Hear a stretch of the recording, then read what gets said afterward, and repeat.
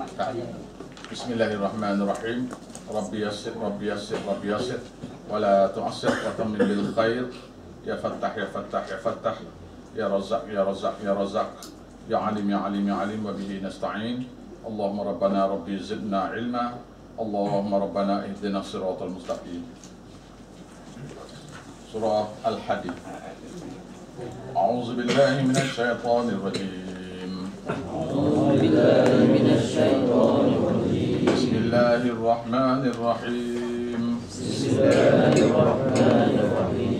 Sabbaha lillahi ma fis samawati wal ard.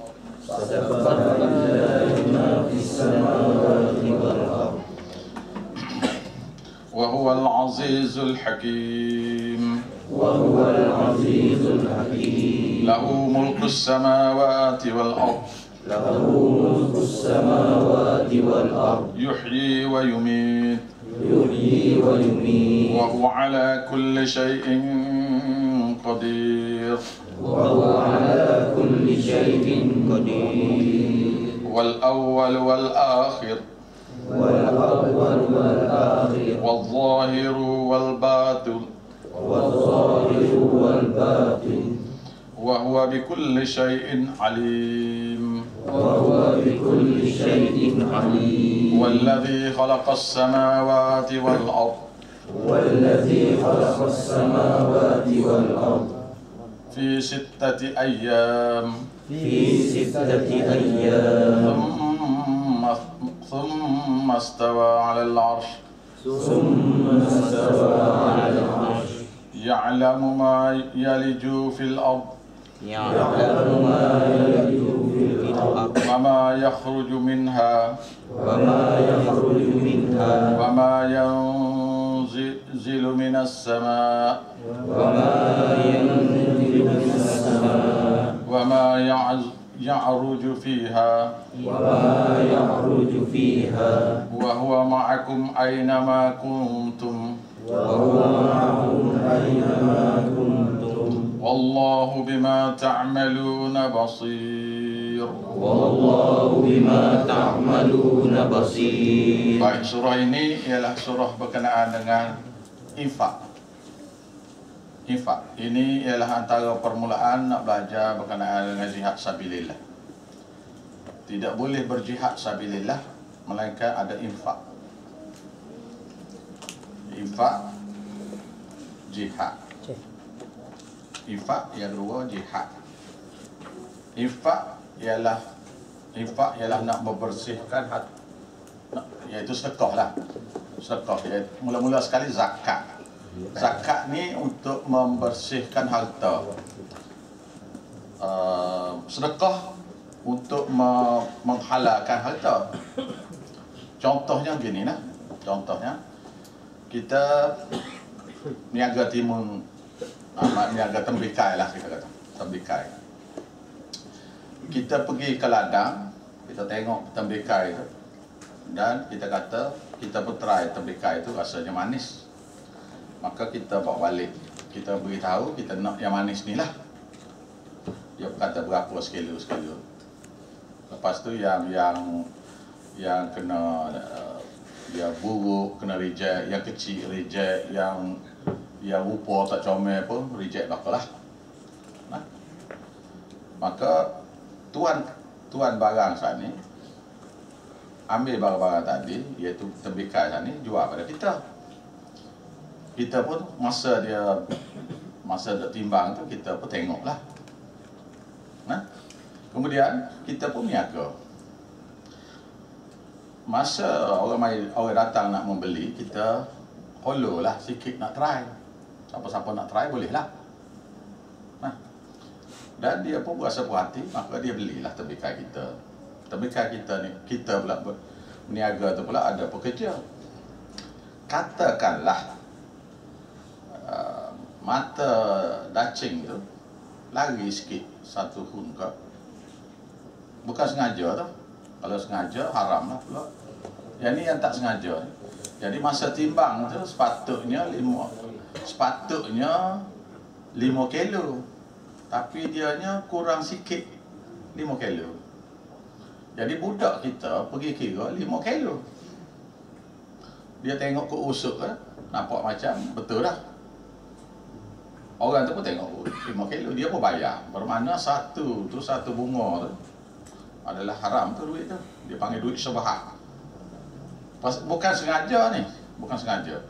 Yang kedua, boleh jadi kita masa katalah dia kata berapa ringgit, kita pun kali jatuh RM35 misalnya. Yang sebenarnya kita ni darab salah. Sepatutnya RM30 aja. Ya, orang tu pun kata okey, dia pun bayar. Yang RM5 tu ialah syubhat. Nah, begitu juga masa semua sekali okey lah, kemudian kita bawa balik, orang tu bawa balik ke rumah dia. Bila try tu tawar. Ataupun ada dia kena ulat ke apa ke. Lalu dia pun kutuklah kita. Tipu lah macam-macam lah. Kitanya tidak tipu pun. Maka harta yang begini adalah harta syubhat. Maka bila harta syubhat ini, harta bercampur di antara yang benar dengan tak benar. Pasal bukan sengaja ni. Kalau sengaja memang haram. Maka caranya ialah keluar zakat. Zakat nak ambil harta ni. Sebab itu zakat tidak boleh diberi pada masjid. Zakat tidak boleh diberi kepada masjid. Sebab zakat ni harta yang kurang molek. Gitu. Sebab tu dia panggil zakat ni, bila keluar zakat, menghalalkan harta. Menghalalkan harta. Zakat kena beri 8 asnaf. Tidak boleh keluar zakat untuk buat masjid, tak boleh. Yang berlaku sekarang, keluar zakat ni, zakat saya ni, nak buat masjid ni, tak boleh. Zakat mesti beri kepada 8 jenis manusia. Wal fuqara al masakin wa ibnu sabil. Ya 8 jenis tu, ya fuqara, ya fakir miskin, ya fakir satu, ya miskin satu, ya sebab agama satu, ya belajar agama, orang yang ditimpa bala, orang yang ditimpa hutang, anak yatim tu termasuk anak-anak yatim, dan antara lainnya ialah misalnya rumah orang yang ditimpa bala. Contohnya rumah dia terbakar, tenggelam dalam tanah ke apa macam-macam tu, itu boleh diberi zakat. Nah, satu orang jutawan, dia datang ke Kuala Lumpur, dianya duduk di Rusia sana, orang Islam lah dia, kena curi pasport dengan duit-duit sekali, kena curi. Duit dia ada, tapi dia ni termasuk orang yang musafir, maka boleh beri zakat pada dia. Orang yang berjihad sabilillah, boleh jadi dia jutawan, awak boleh beri zakat pada dia. Ni kita ni ingat zakat ni baru fakir miskin lah ke? Satu hal. Tandah masjid kan? Ha? Tandah masjid. Tandah masjid tidak boleh guna dengan duit zakat. Semua duit zakat untuk beri pada manusia. Jadi kalau duit interest bank boleh beri kepada masjid ke, untuk dia buat tandas, kegunaan awam. Boleh lah tu. Kalau kita tak ambil, maka orang akan ambil dan beri kepada orang Kristian, dia buat gereja dia. Macam-macam. Baik. Itu bahagian zakat. Yang kedua ialah sedekah. Sedekah ni ada 2 jenis. Satu sedekah sunat yang kita tahu apa. Satu lagi sedekah wajib. Sedekah wajib ni ramai tak tahu ni. Sedekah wajib ialah apabila zakat sudah keluar, tiba-tiba datang orang jihad sabilillah. Jihad ada 2, sebar agama satu. Satu lagi ialah sebar tauhid. Tak kira dia tazkirah apa, tak kira. Yang kedua, dia nak pergi berperang. Itu bukan kita ambil tu duit apa yang dalam poket tu, semua sekali nak beri tu. Ya gitu. Kita ni tak ada ni. Tu berkira. Ya Tuhannya tak pernah berkira kita. Jadi surah ni nak beritahu duit yang kita beri sebagai infak itulah harta kita sebenar. Tak tahu lah. Harta kita sebenar yang boleh bawa ke akhirat ialah duit infak tu ialah. Harta lain tu yang makan ke anak-anak dah. Tak ada dah rumah tanah saya ni. Tak boleh lah tiadakan anak-anak ni. Itu yang cadang pada anak-anak tu satu hal. Yang harta yang awak boleh buat ialah infak kepada agama. Di Malaysia kita ni, infak kepada anak yatim ada, fakir miskin ada, kepada agama yang paling rendah sekali. Cuba fikir, kita infak RM4 sebulan. Kalau lah tabung tu lalu ke depan mata.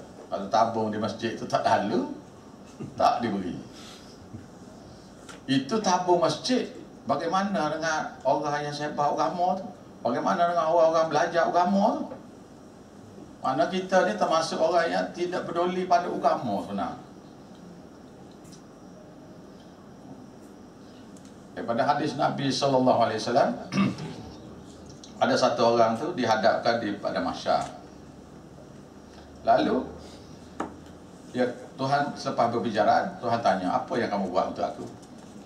Dia berkata, aku berjihad sabilillah dan aku mati sabilillah. Ini saksi, dia tunjuk saksi dia. Ini saksi. Lalu Tuhan kata, tidak. Kamu berjihad tu kerana kamu nak menunjuk-nunjuk. Riak. Nak tunjuk kamu pandai, bersilat lah kalau kita. Maka Tuhan kata, seret dia tu dengan muka ke atas tanah tu, lempar dia dengan aku. Mati jihad sabilillah ni. Yang kedua pula, apa yang kamu buat untuk agama kamu? Katanya, apa yang kamu buat untuk aku? Iaitu apa yang kamu buat untuk agama dia. Pasal Tuhan tak perlu apa-apa daripada kita. Agama dia tu. Maka satu orang tu kata, oh saya ada ilmu, saya mengajar orang. Lalu dia kata, ni lah anak murid saya, tunjuk soal. Lalu Tuhan kata, dah, kamu buat ni kerana tunjuk kamu pandai. Tarik dia naik kat, lempar dia, ikut ke muka dia, kelempar ke sarana aku. Yang ketiga, Tuhan tanya, apa yang kamu buat untuk aku? Lalu orang tu jawab, aku guna harta untuk beri kepada fakir miskin. Ni orang ni dia jadi saksi belakang. Dia kata betul, tapi kamu infak tu kerana nak menunjuk-nunjuk juga. Ketiga-tiga ni dia sumbat dengan aku belakang. Dan mereka ni yang paling awal sebelum pada orang kafir semua berhala masuk ngaku. Jadi kalau kita bersedekah pada fakir miskin, anak yatim dan sebagainya, orang kafir pun buat juga. Orang kafir, kira Hindu ke Buddha ke Amerika, ke Amerika sana, ke Europe mana, dia memang infak pada fakir miskin. Kita infak pada agama tu, waktu yang membezakan antara kita dengan mereka. Dan tentang infak ni lah surah ni dikeluarkan. Jadi lepas surah ni ialah surah Muhammad. Nah, baik. Bismillahirrahmanirrahim. Sabbah lillahi ma fis samawati wal ardh. Maha suci Tuhan kamu, ya, daripada perlu kepada pergantungan daripada mana-mana makhluk untuk memakbulkan doa makhluk. Tak perlu dia, maha suci Allah Ta'ala nak berkongsi kuasa dia dengan siapa-siapa untuk memakbulkan doa, untuk mendapatkan berkat lah, syafaat lah, macam-macam ni yang mereka duk buat sekarang ni. Umi kita ni sekarang ni, ayat Quran ni seolah-olah macam dituju untuk orang Malaysia ni. Sekarang ni saya duk tengok ni, seolah-olah apa yang dilarang dalam Quran ni, orang kita tengah hebat dia buat, lebih daripada musyrikin Mekah lagi. Allahu Akbar. Sabbah lillah, maha suci Allah daripada berkongsi dengan siapa-siapa. Ma fis samawati wal ard, maha suci Allah terhadap pergantungan apa saja pada makhluk di langit ataupun makhluk di bumi. Wa huwal azizul hakim, sedangkan dia itu maha gagah perkasa lagi amat bijaksana. Walaupun dia tak perlu apa semua, tapi dia maha gagah perkasa. Dia tak payah cipta manusia ni pun, tak perlu dia cipta manusia pun.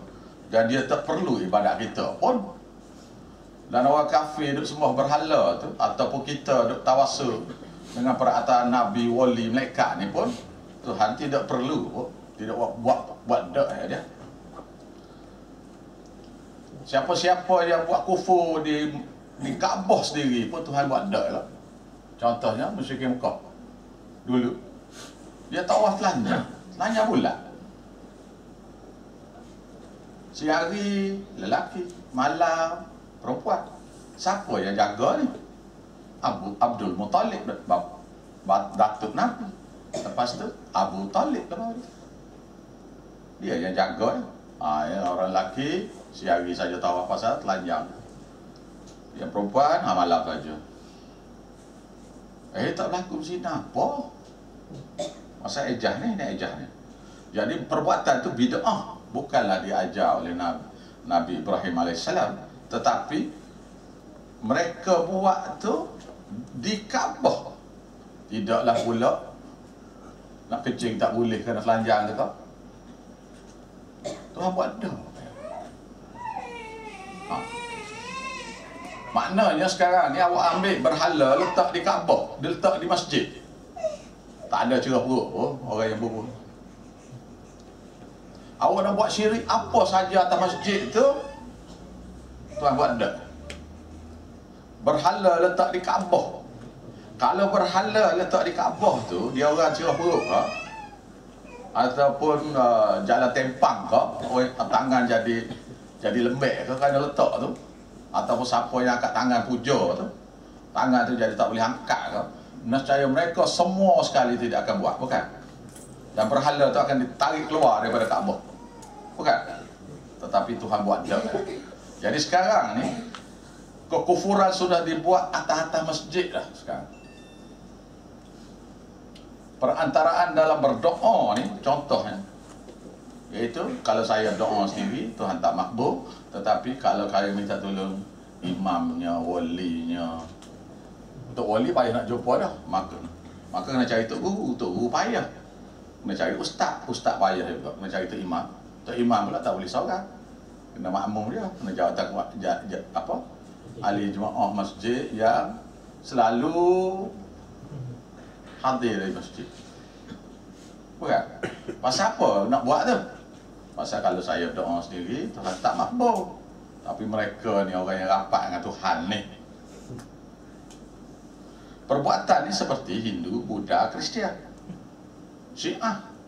Apa Habib tu? Serupa ni lagu ni juga. Buat atas masjid ni. Syiah buat dalam masjid dia. Kristian buat dalam gereja dia. Bukan? Minta tolong.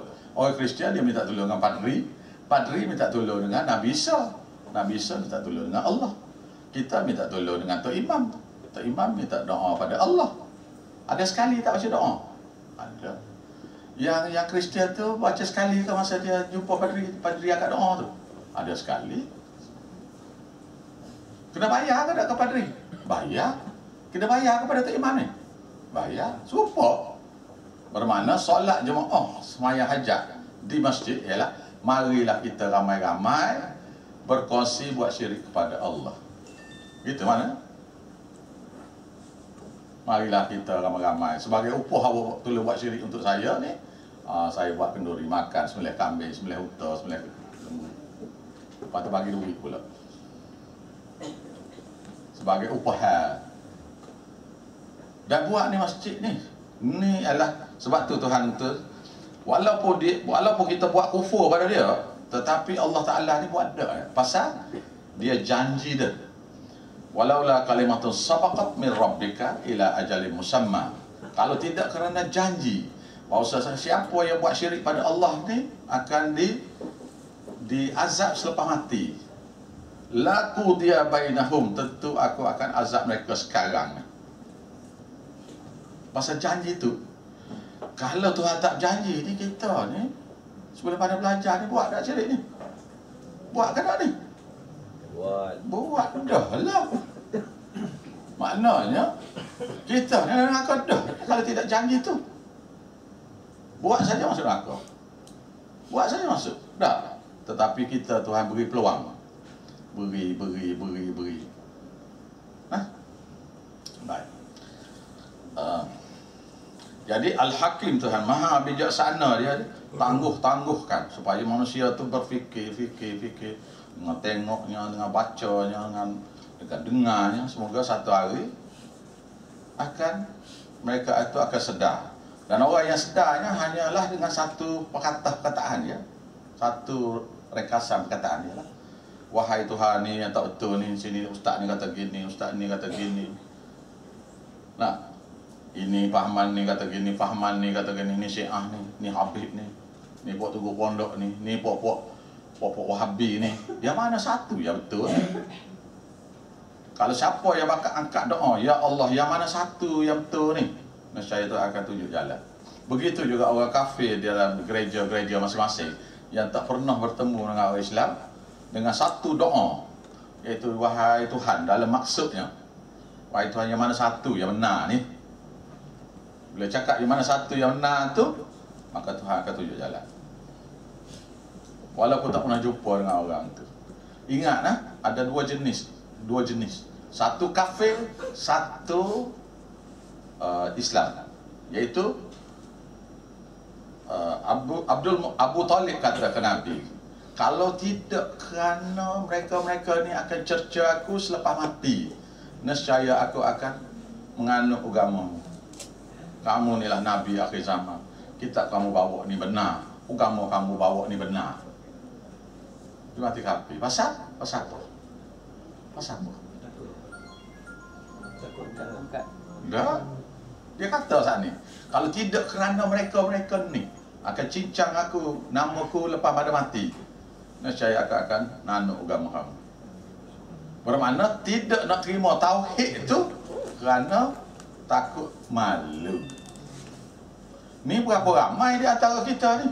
Betul tak sunnah tu? Betul. Cuma kalau kita masuk grup dia tu, nanti orang kata kita sesat lah, apalah. Serupa tak? Serupa. Ada satu lagi hadis. Dua orang Yahudi datang tengok Nabi, lalu dia kata, pergi dekat Nabi. Dua orang Yahudi pergi dekat Nabi, lalu dia berkata, cium tangan. Bukan selepas cium tangan, cium kaki pula. Sahabat tak buat cium kaki ni. Lalu dia kata, kamulah Nabi akhir zaman. Benar, kamu Rasul akhir zaman. Nabi dan Rasul akhir zaman. Katanya dua-dua Yahudi itu. Lalu Nabi bertanya, apa yang menghalang kamu daripada beriman padaku? Dia pun kata, kita tidak dilarang beriman kerana awak ni buat lain. Itu ya. Awak buat lain, tidak buat kita. Mereka yang ada ramai-ramai di luar sana tu, dia tahu kita cakap ni benar ni, tetapi dilarang oleh puak dia. Serupa tak? Serupa. Dan dua-dua kes ni ialah kufur dua-dua. Kerana dia percaya Nabi, beriman dan percaya itu satu perkara yang nampak sama tapi tak sama. Dia percaya Nabi akhir zaman, percaya dah tu. Tapi kenapa tak kata Nabi Muhammad tu, makna tak mengucap dua kalimah syahadat? Kenapa? Kerana takut malu, takut dicerca. Lepas tu Quran ni pula Nabi yang butuh huruf tu diperintah untuk umat yang butuh huruf. Siapa dia yang butuh huruf tu? Nabi, kita tahu dia butuh huruf. Bila tu hamba abdi kata tak pandai baca menulis. Abu Zarnya apa yang miskin-miskin Suhail Rum tu tak pandai baca menulis. Maka salahlah Nabi kita mengajar orang macam ni. Masuk Islam pula dia. Jadi kita yang tak erti alif bata ni, mereka kata tak boleh pasal kalau belajar sesat. Jadi sesat lama Nabi sendiri pun. Nabi baca menulis pun tak boleh. Mengajar pada orang baca menulis juga. Dia tak erti, dia buta huruf juga. Dia buta huruf. Yang mendengar pun buta huruf. Jadi Dia kata Nabi tak sesat lah pasal dia Nabi. Dia ada power, special power, magic. Dia ingat Nabi boleh beri hidayat pada siapa-siapa. Mana boleh? Nah, baik, sambung lagi. Lahu mulkus samawati wal ard. Milik Allah lah kekuasaan. Saya suka tafsir bukan kerajaan, saya suka tafsir kekuasaan. Sebab ada kerajaan yang tak ada kuasa. Ada kerajaan yang tak ada kuasa. Jadi kalau kita tafsir mulku itu sebagai kerajaan, seperti banyak-banyak ada tafsir itu, saya tidak kata dia kata salah, tapi saya kata kerajaan itu lebih tepat. Apa? Kuasa itu lebih tepat. Miliknya lah segala kekuasaan di langit dan di bumi. Bermakna kenapa Kristian nak minta tolong dengan Nabi Isa tu? Dah kuasa tu milik Allah. Kuasa. Kenapa nak bertawassul Kristian nak bertawassul dengan Nabi Isa? Kenapa Syiah nak bertawassul dengan anak cucu Nabi Muhammad dia? Dia tidak seperti Kristian. Kristian tu tawassul dengan Nabi dia. Syiah dia tawassul dengan Sayyidina Ali, Sayyidina Hussein, Sayyidina Hasan. Ja'far Shadiq lah, Ali Zainal Abidin lah, orang 12 imam. Yang puak-puak Habibnya pula Nabi wali malaikat. Yang Kristiannya Nabi wali malaikat juga. Yang puak-puak pondoknya Nabi wali malaikat juga. Puak kita je Nabi wali malaikat juga. Lepas tu apa beza ni? Serupa maknanya. Tetapi mereka kata tak serupa pasal kita Islam dia kafir. Jadi Tuhan tu jadi double standard. Jadi untuk bicara puak kita ni dia pejam mata sebelah. Tapi untuk orang kafir tu dia anak tu. Begitu. Bukan gitu. Tuhan ni Tuhan Maha Adil kan dia. Mana boleh double standard. Jadi bila biliknya kekuasaan di langit dengan bumi, maka nak minta apa-apa minta direct dengan Allah. Yuhyi wa yumit. Dia pula boleh menghidupkan apa yang tak hidup lagi. Wa yumit, dia boleh mematikan yang hidup. Yang manusia yang ramai-ramai ini tidak boleh mematikan siapa-siapa. Awak kata awak tembak apa semua, tembak dia mati. Ada yang kena tembak tak mati tu, kena kepala juga, pecah juga otak tak mati. Ada kan? Ada yang peluru lekat dalam otak tu tak mati tu. Kerana Allah yang mematikan, bukan. Jadi kita pula dari segi kefahaman ni pula kita kata malaikat maut yang mematikan.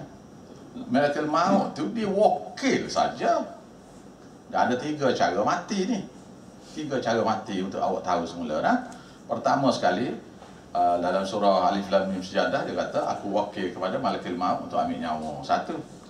Yang kedua, Allah Ta'ala perintah Allah Ta'ala mati tersebut dalam surah Baqarah. Ada 70 orang Yahudi yang telah mati. Tuhan yang hidup tu telah mati satu. Lepas tu dia berhidup pula 70 orang tu. Hidup balik. Mati kerana perintah. Yang ketiga, mati kerana setiapan sengkakala. 3 tu. 3 jenis mati. Sebab yang tiupan sekakala yang akhir, yang kiamat tu, bila tiup sekakala, yang tiup sekakala tu tak mati. Pasal kalau dia tiup tu mati tu, tak sudah tiup tu. Walaupun tiup tu sekali ya, dia tak mulut tu nak tiup tu mati. Dengan dia sekali mati, tak jadi gitulah. Maknanya bila dia tiup, mati semua. Fasa'iqa, mati semua. Man fis samawati wa man fil ard, makhluk di langit, makhluk di bumi.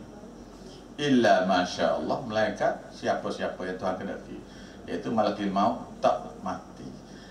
Ada yang karut pula beritahu yang tak mati itu malakul maut pula. Bila tiup sekali termati dengan malakul maut sekali matinya.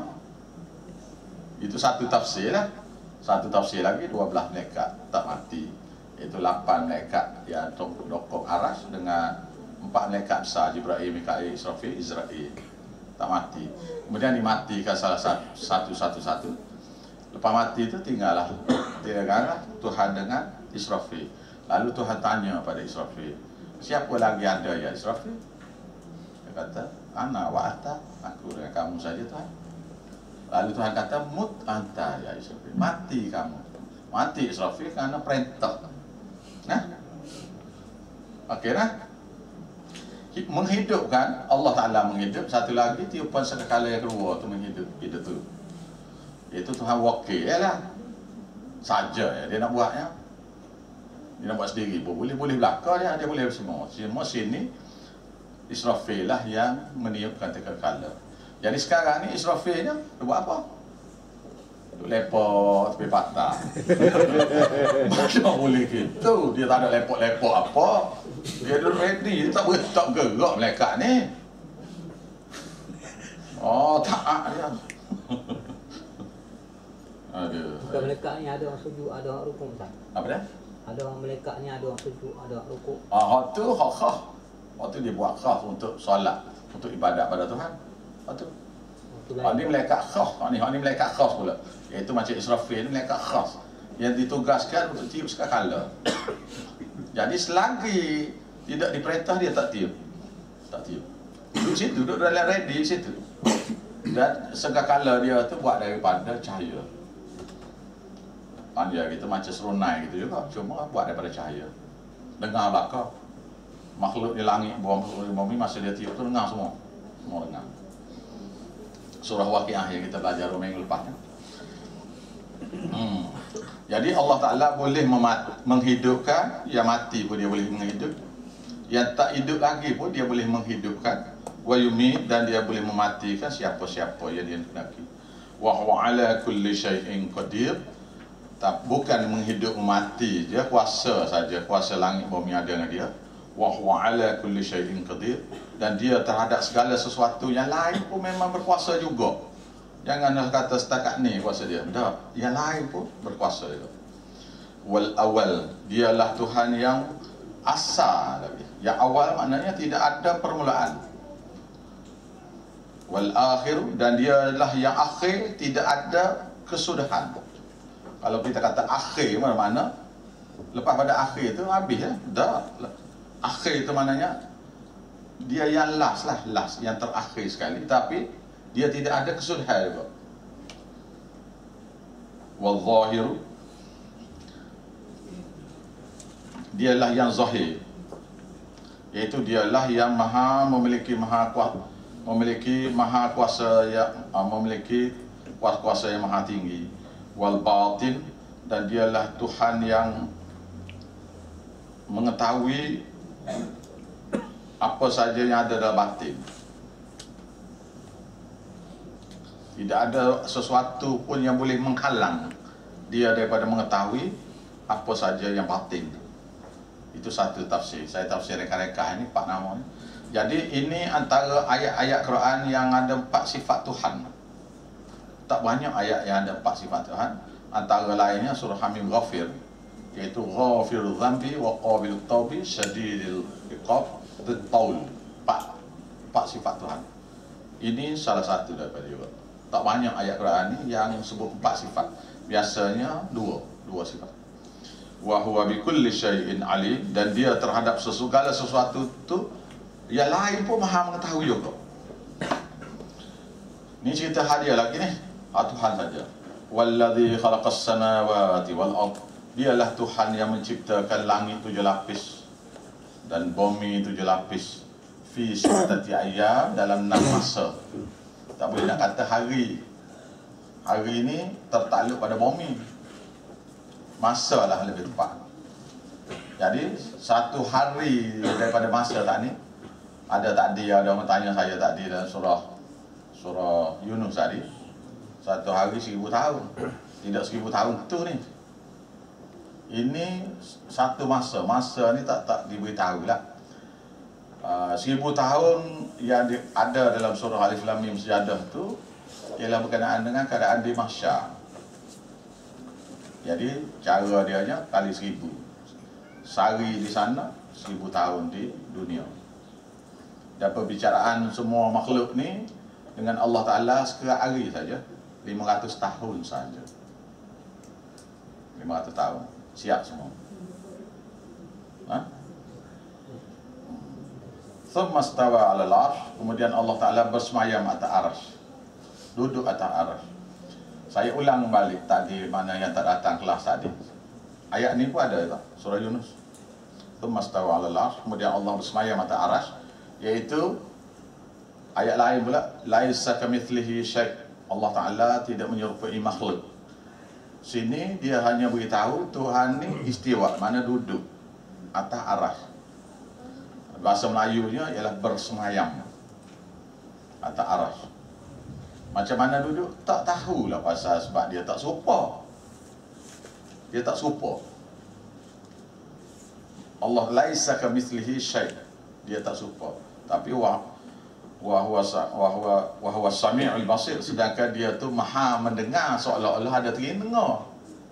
Dia dengar juga seolah-olah ada telinga, tapi tidak telinga macam kita lah. Al-basir wa huwa sami'ul basir, dan maha melihat. Melihat ialah seolah-olah ada mata tetapi dia lihat juga. Macam ram apa, macam apa ni, kelawar dia terbang ada gelap dengan echo sound, ya. Dia boleh tengok juga lah. Itu satu contoh. Tapi tak nak kata contoh begitu bagi Allah Ta'ala, syirik pada dia. Sekatu ya. Dan daripada kitab hadis Tirmizi, Sunan Tirmizi, Imam Tirmizi kata, imam-imam 4 mazhab semua kata istiwa atas arsy. Maknanya Imam Syafi'i, Maliki, Hambali, Hanafi, dan semua imam-imam mazhab, imam hadis kata istiwa. Katanya Imam Tirmizi, sekiranya sesiapa yang kata Allah Ta'ala tidak istiwa atas arsy, maka orang itu sudah Jahmiyah, iaitu terkeluar daripada ahli sunnah wal jamaah. Ada dalam kitab Tirmizi bab rezeki. Bab rezeki, cari situ. Ya'lamu ma yaliju fil ardi.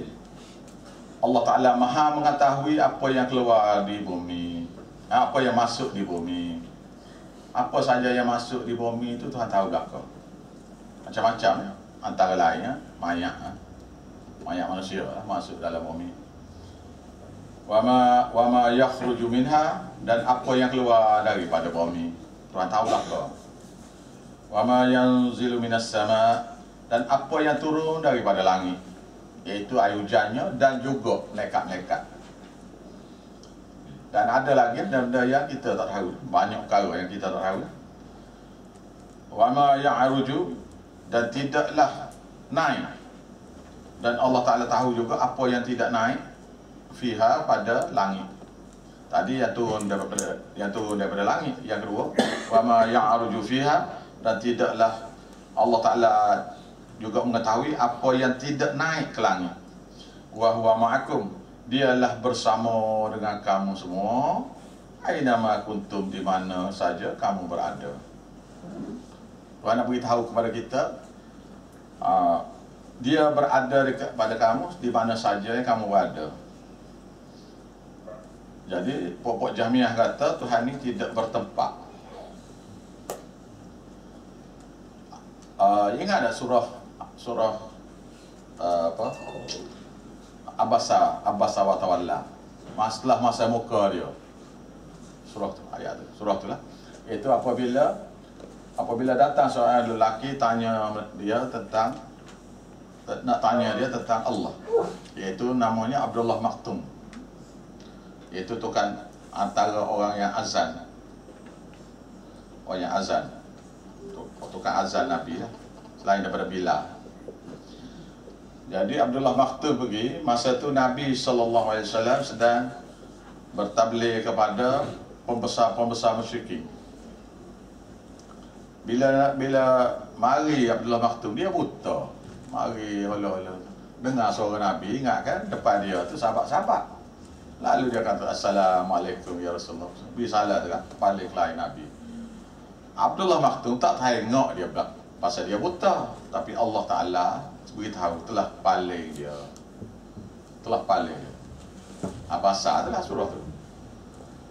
Jadi bila hujung ayat tu Tuhan beritahu bahawasanya yang kamu tak boleh, tak tahu lagi beriman tidak. Tapi yang ini orang nak beriman, orang yang sudah beriman nak tahu sikit sebanyak tentang agama.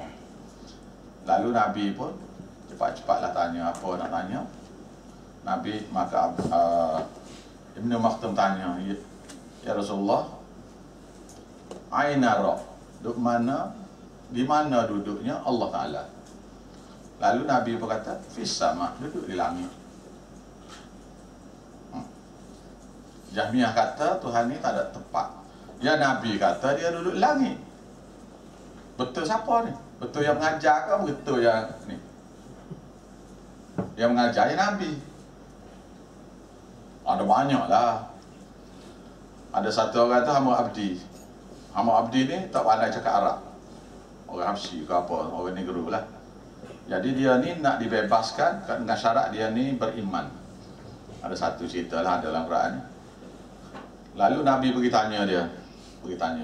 Nak mengesahkan dia ni Islam ke tidak. Dia petunjuk. Dia tunjuk di langit. Tuhan tunjuk di langit. Dia kata Allah. Nabi tunjuk ke langit. Lalu orang perempuan tu jawab Allah. Dia pun tunjuk ke body dia, Nabi. Nabi kata Rasulullah. Dia pun tunjuk ke langit, kemudian dia tunjuk ke Nabi. Dia tunjuk ke langit Allah, kemudian dia tunjuk ke Nabi. Mana Rasulullah? Nabi kata Islam dah dia ni. Jadi tengok tadi, hadis tadi beritahu dia tunjuk ke langit. Jahmiyah kata Tuhan ni ada tak bertempat. Ayat Quran mana yang beritahu kata ayat Allah Ta'ala ni tak bertempat? Tak ada. Tak ada. Allah Ta'ala turun ke langit-langit dunia di akhir malam, setiap malam. Kan gitu? Tidak gitu dengar? Pernah dengar kan? Ada? Kenapa tak kata daripada naik ke langit? Dia tak kata gitu. Tak? Baik, habis kita Jahmiyah ni. Jahmiyah ni orangnya tidak termasuk ahli sunnah wal jamaah. Siapa dia kata gitu? Kita ahli sunnah wal jamaah hanya boleh tafsirnya ialah oleh kerana ayat ni mutasyabihah, maka kita hanya tafsir dia istiwa. Macam mana istiwa? Wallahu alam. Nah, jadi dia bersama kamu di mana kamu berada, iaitu Allah Ta'ala tahu di mana saja kita ada, sambil kita tu sendiri hendaklah tahu dia tu ada senantiasa bersama kita. Awak buka surah Baqarah sekejap, ayat 186 surah Al-Baqarah. Nak hurai ayat ni, surah Al-Baqarah ayat 186. 186.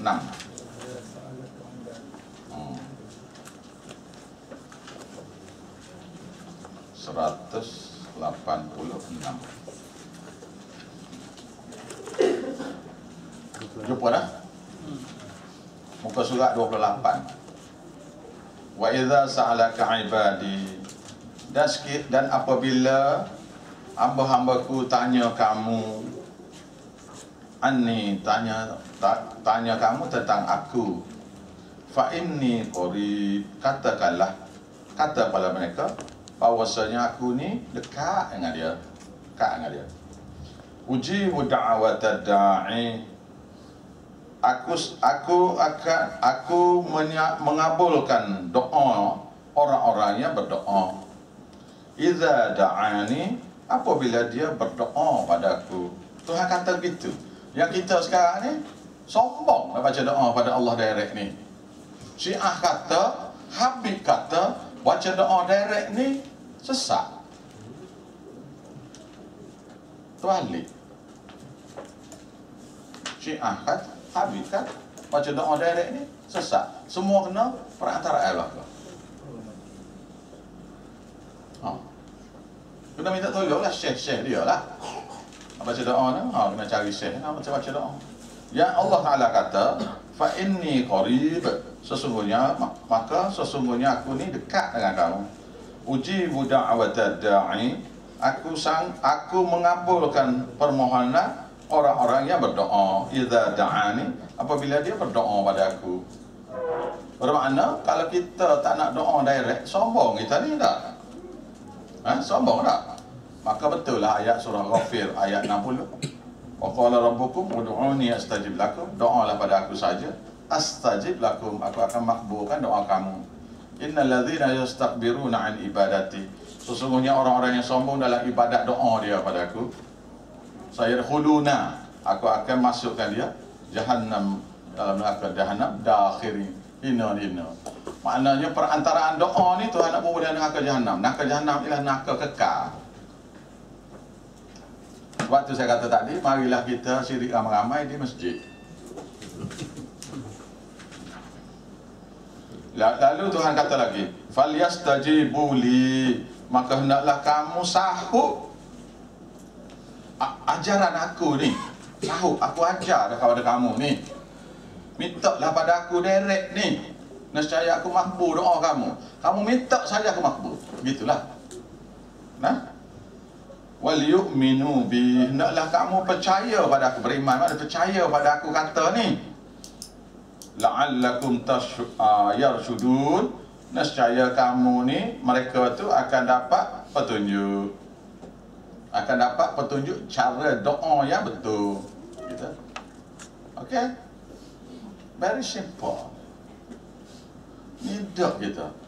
Bila kita nak buat sembahyang hajat sendiri tu pula, rakaat pertama nak baca apa ustaz? Dia pun ajar pula, bid'ah dah lah. Ajar pula rakaat pertama ayat kursi sekali, keluar Allah 7. Ayat mana Rasul tu? Mana Rasul. Lepas tu dia rakaat kedua ayat kursi. Berbagai-bagai cara, macam-macam. Ada saja bid'ah buat. Rekod lah tu.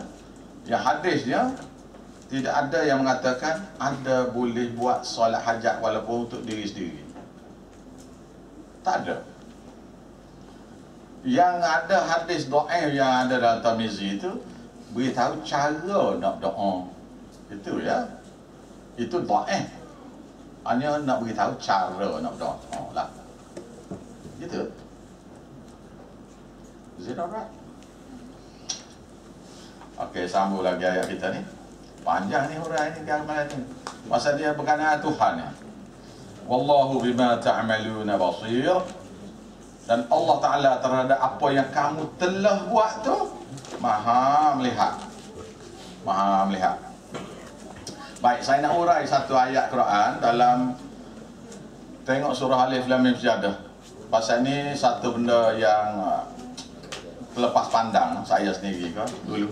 Saya sendiri lah, terlepas pandang. Jadi sekarang ni saya ingat surah Alif Lam Mim Sajadah, muka surah 415.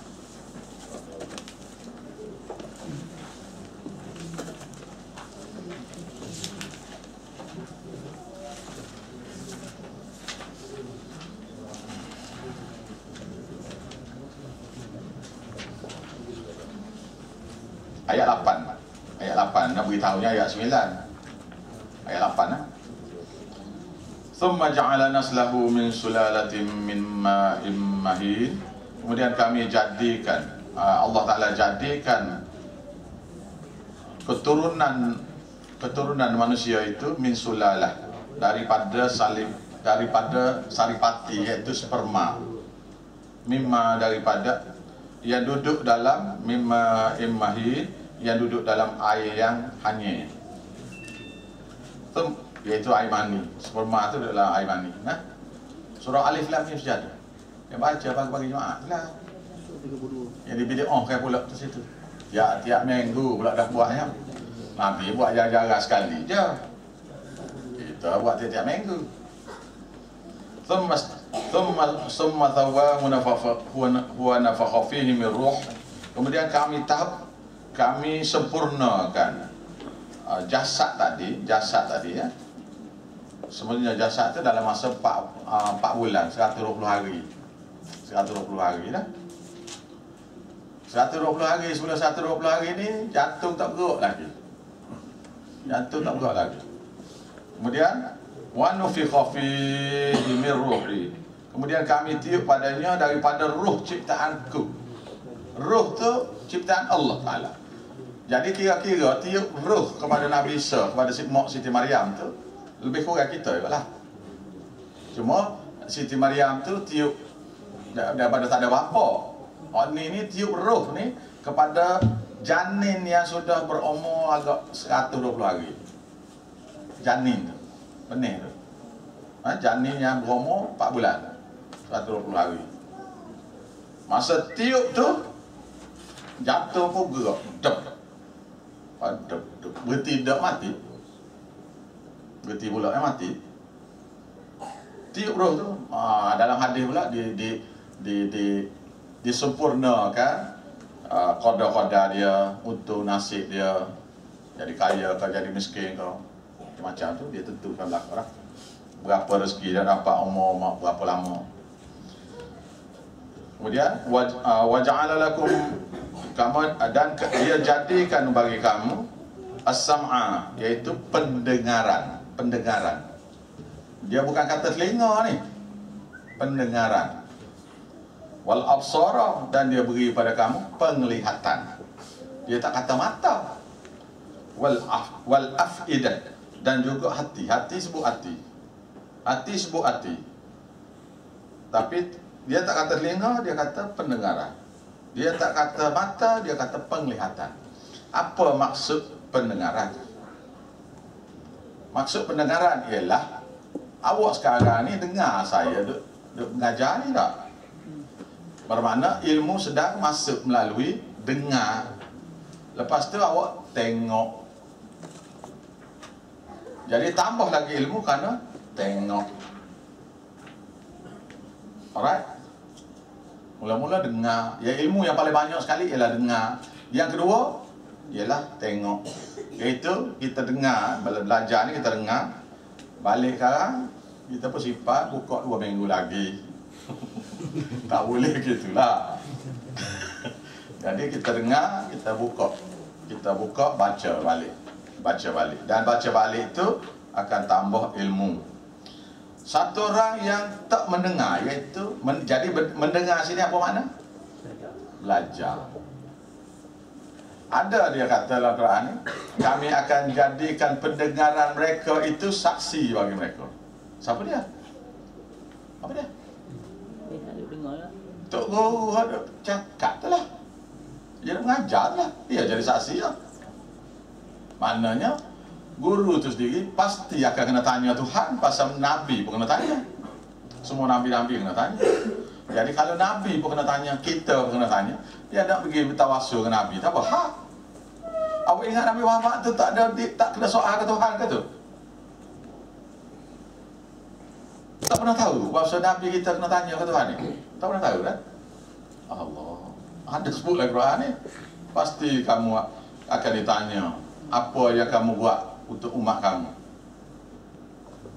Nabi pun kata, aku akan jawab seperti mana orang soleh terjawab, iaitu Nabi Isa, iaitu la ilma lana illa ma 'allamtana. Aku tak tahu melainkan apa yang diajar pada aku saja.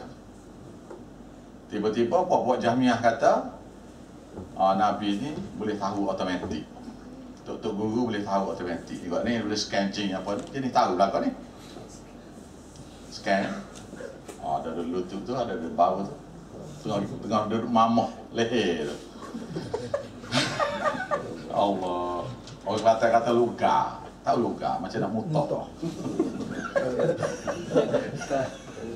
Luka. Jadi ada orang pula dia membaca. Dia tak belajar, dia baca. Maka ilmu yang dapat ialah sikit. Ilmu yang dapat dia tu, yang dia dapat tu ada kemungkinan dia salah faham. Kemungkinan ini ialah kemungkinan besar, bukan kemungkinan sikit dah. Sebabnya dia tidak tahu prinsip-prinsip dalam ilmu Quran misalnya. Misalnya belajar tafsir, dia baca tafsir Quran ni. Saya dulu pun baca lah 30 kali baca. Bila saya belajar ni, seolah-olah 30 kali khatam tafsir Quran yang saya baca tu tak pernah dibaca lagi. Seolah-olah gitu. Hadis Nabi daripada Muslim Bukhari, setiap satu kitab ni lebih kurang 30-40 kali saya baca khatam. Bila belajar tu seolah-olah tak belajar lagi ya. Gitu.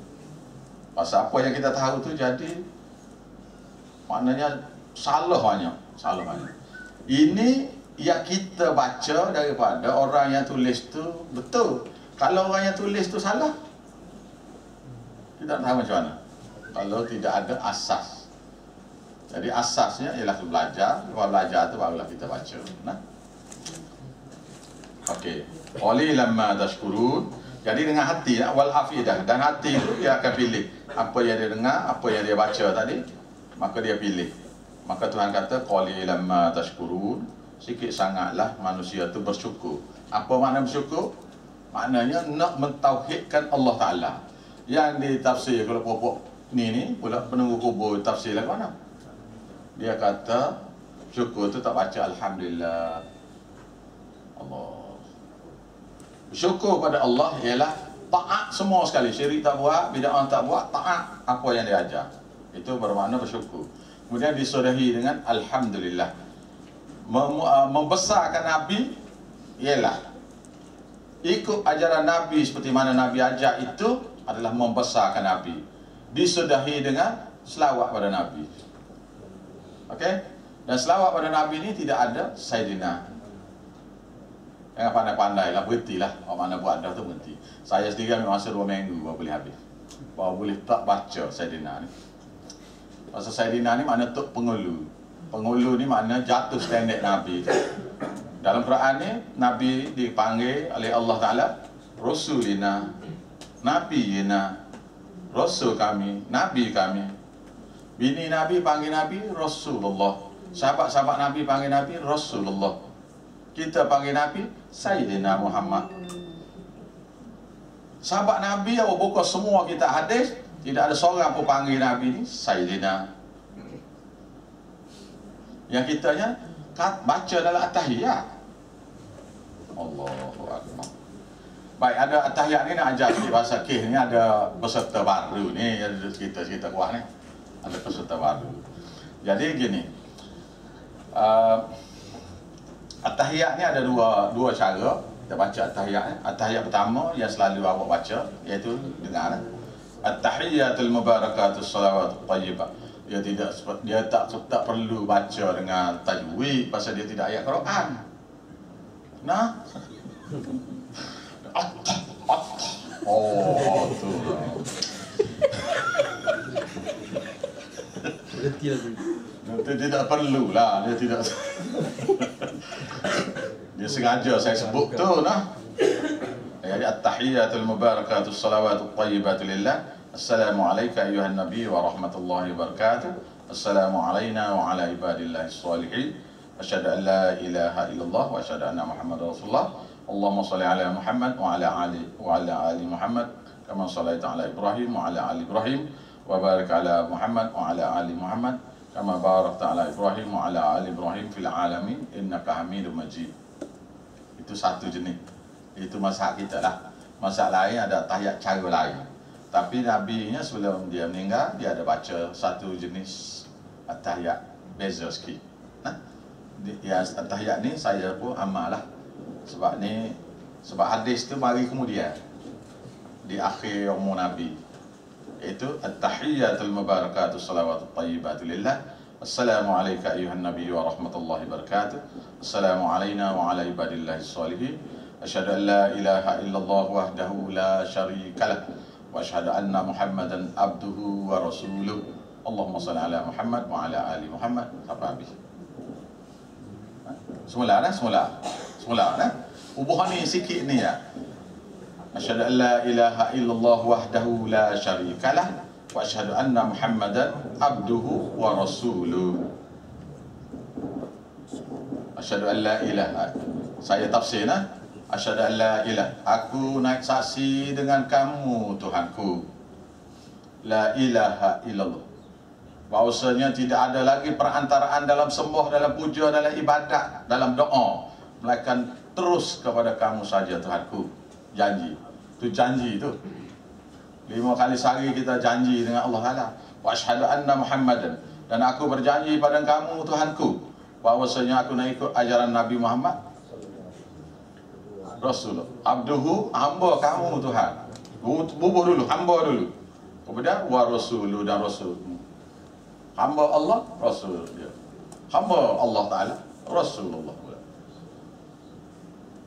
Jadi asyhadu an la ilaha illallah wahdahu la syarika. Aku berjanji pada kamu Tuhan bahawasanya tidak ada perantaraan dalam ibadat, dalam doa, dan aku berjanji tidak nak buat syirik padamu. La syarikalah. Tidak, janji tidak akan syirik kepada kamu. Janji itu. Wa asyhadu anna Muhammadan, aku berjanji dengan kamu ya Allah bahwasanya aku nak ikut ajaran Nabi Muhammad, Nabi hamba kamu dan Rasul kamu. Tuh. Ya kitanya pula baca hak ni. Yang semaya hajat tu bertawassul bagi perantaraan. Nak ambil ubat baca bismillah. Lepas tu baca selawat 7 kali, 5 kali, 10 kali. Apa? Dia tu angka ganjil lah ke? Ada hadis Nabi ke? Tak. Cerita aja. Pasal nak ambil berkat nama tu. Nabi boleh sembuh penyakit ke? Tak boleh. Allah Ta'ala menyembuh penyakit. Baca selawat tu syirik pada Allah. Cakap reka-reka ni. Pasal ada peserta baru ni, kita cerita reka-reka lah. Nah? Itu tawassul juga dia panggil. Jadi jangan berhentilah basuh berah tu dengan selawat ke Nabi. Nabi berkat Nabi tu, basuh berahnya, ikannya, seleksi ikannya, basuh kainnya, semua tu. Berhenti. Baca bismillah. Ha? Habis itu. Beli dari untuk orang baru. Lahu mulkus samawati, kata pula miliknya lah kekuasaan langit dan bumi. Wa ila Allahi turja'ul umur, dan kepada Allah jualah kembalian segala urusan kita ni, nak cara ke pahala dosa semua ni, kembalian kita semua tu untuk diadili. Yurijul laila fin nahar. Allah Ta'ala lah yang memasukkan. Ni bagi orang yang tak percaya Allah Ta'ala ada ni. Ayat ni semua ni berkenaan dengan ayat Allah Ta'ala ni ada. Orang ada manusia ni yang tak percaya Allah Ta'ala ni ada. Tak percaya Tuhan tu ada. Yurijul laila fin nahar. Allah Ta'ala lah yang memasukkan malam kepada siang hari, menyebabkan siang hari itu jadi pendek pada musim salji, musim winter, musim sejuk. Tak berlaku di Malaysia ni.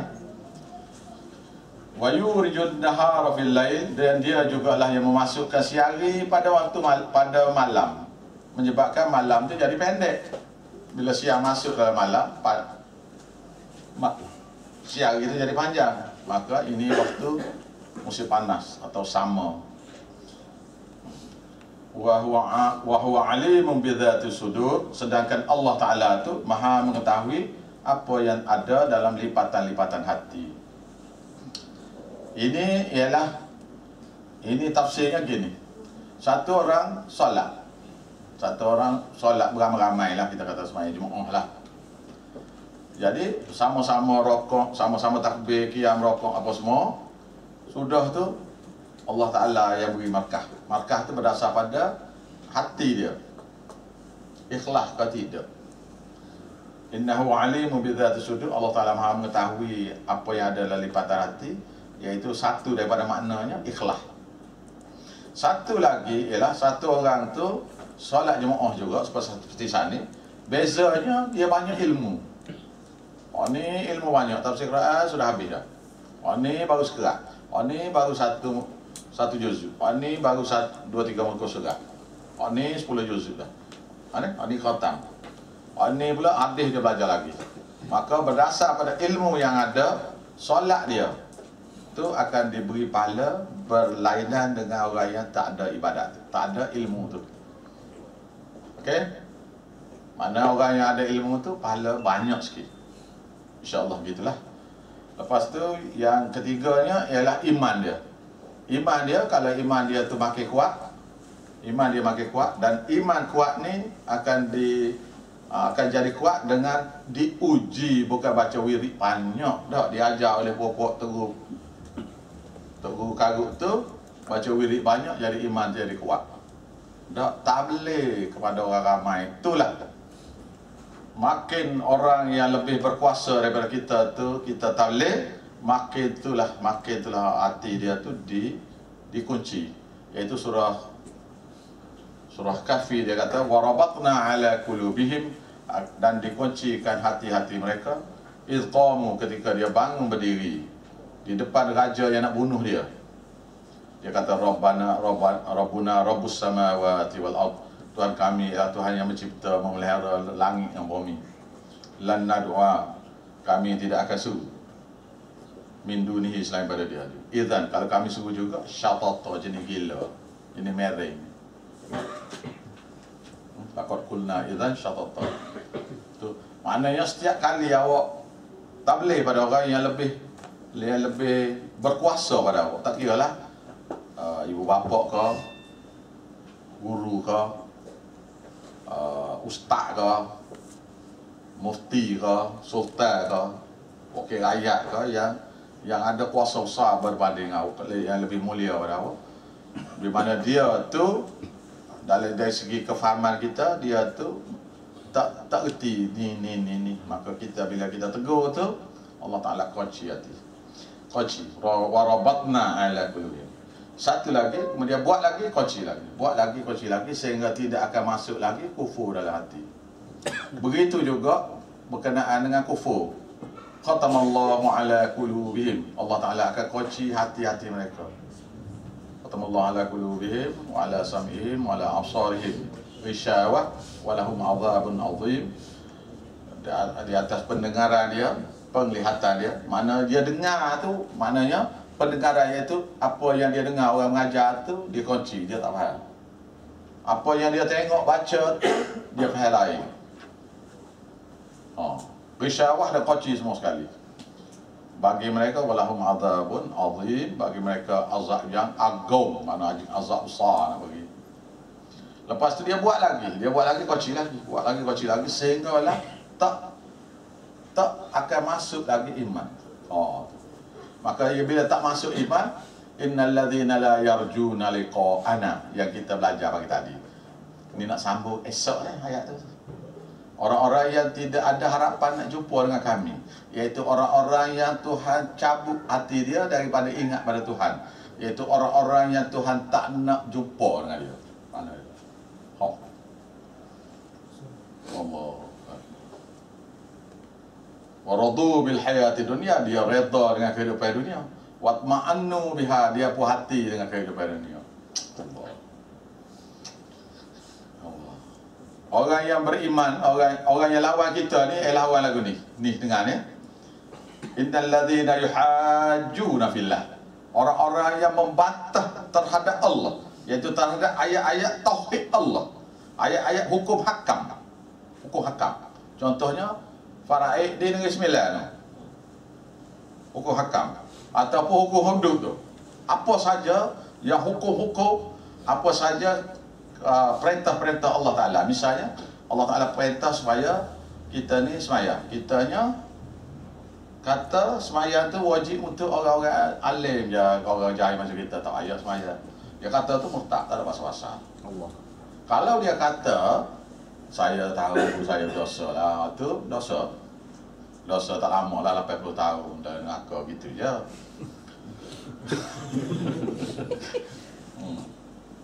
Kali dengan 360, kali dengan 1000 tahun, tak lama lah, 28 juta 800,000 tahun saja. Jadi ni perkara-perkara yang kita kena tahulah nak. Jadi tauhid ni, mana setelah dia bantah ayat Allah tu, dia bantah.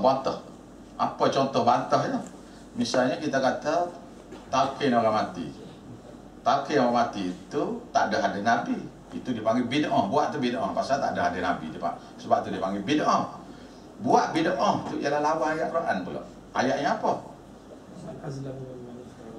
Ayat Quran. Tu huraian dia. Tu huraian dia. Surah Fatih ayat 22. Taklah sama orang yang hidup dengan orang yang mati. Dan Allah Ta'ala tu berkuasa untuk memberi pengendaraan pada siapa-siapa yang dia kenaki. Nah, wa ma anta tapi tidaklah kamu bimismi'in boleh memperdengarkan man fil kubur, orang yang ada dalam kubur. Mustahil boleh dengar dah tu. Allah Ta'ala kata, yang kita aja baca tafsir. Kita tak baca, kita hadir aja, berkongsi sama. Kita tidak mencuri, tulis simpan bagai aja. Tidak kena tangkap semua. Kita tidak mencuri, kita tulis simpan aja. Kita tidak mencuri, kita tunjuk aja ni, rumah ni ada. Rumah ni lah ada kata mana. Kita tidak mencuri, tunjuk aja. Kita tak mencuri, kita lepas aja. Sopo sekali kena tangkap lah kerak. Tu dia. Jadi sini ya, apa yang huraian sana? Huraian sana apa dia? Iaitu bid'ah tu bila buat bid'ah mana lawan ayat Quran. Bila lawan ayat Quran, kufur dah. Yang kufur ni yang sakit telinga dengar. Lepas tu dia kata Allah mudah-mudah ustaz tu. Kita tak kata siapa dia buat ya. Saya tak kata awak buat. Tapi kalau siap dalam TV, orang tengok belakang, kena kata lah. Alright? Kalau kita tak tengok, kita tak kata gitu. Siapa yang buat? Baik. Lepas tu, kufur apa dia? Ajar orang mati, akidah. Bukan? Orang dah mati. Bila tanya kamu, bila mak muka nakir tanya, jangan kamu takut, jangan kamu getar, sedap kita dah terangkan ni. Orang tu mati dah ya. Kain pun ada dua light tu ya, kain dah. Kita dengan baju koknya apa je. Tak. Lalu kita kata jangan kamu takut. Bila mari dua malaikat yang mata biru tu, body tak legam tu, tak nampak apa tu, nampak mata biru je, mata hitam tak nampak. 4 biji mata dalam gelap tu, tu cap lah bukan nakir mari tu. Jangan kamu takut. Lah. Cuba awak dalam gelap, dapat mata merah, saya takut dah. Ni mata biru, awak cuba bayar mata biru ni. Ha? Jadi, ajarnya, sekiranya dia tanya kamu, siapa Tuhan kamu, jawablah Allah. Siapa Rasul kamu, jawablah Muhammad. Yang salah soalan tu, dia tak sekira dah salah soalan tu, dah sama dah hari memang salah dah. Lepas tu, apa agama kamu, jawablah Islam. Apa kitab kamu, jawablah Quran.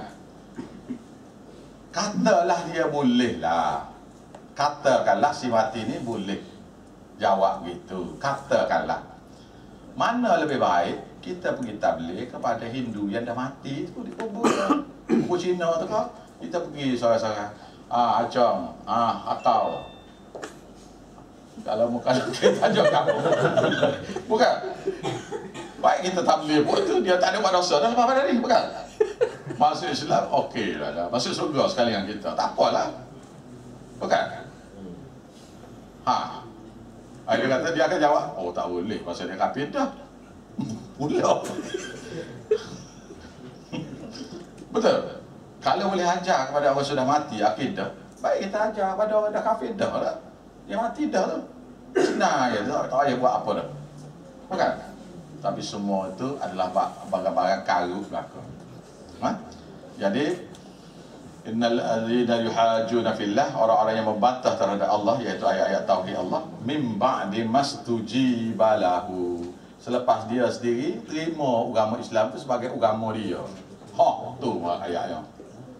Hujjatuhum, hujah-hujah mereka tentang bid'ah ni dahidah, akan ditolak inda rabbihim, di sisi Tuhan mereka, wa alaihim, dan ke atas mereka ghadabun, kemurkaan Allah, walahum, dan bagi mereka azabun syadid, azab yang teruk nak bagi.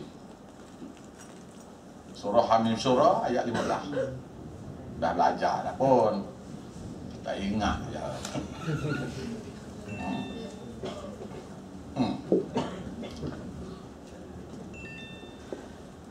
Jadi gini, kita tak boleh guna ayat Quran. Bila dia last dah tu, last dah tani tu. Mana bila kita hujah dia tak mau juga, kita pun baca ayat tu. Awak ni Islam ke tidak? Islam. Ni ayat awak. Awak baca ke dia. Baca ayat tu ke dia. Kalau dia nak terima. Tak. Lepas tu fa'arid an hadza, lepas diri. Apa berpaling daripada mereka.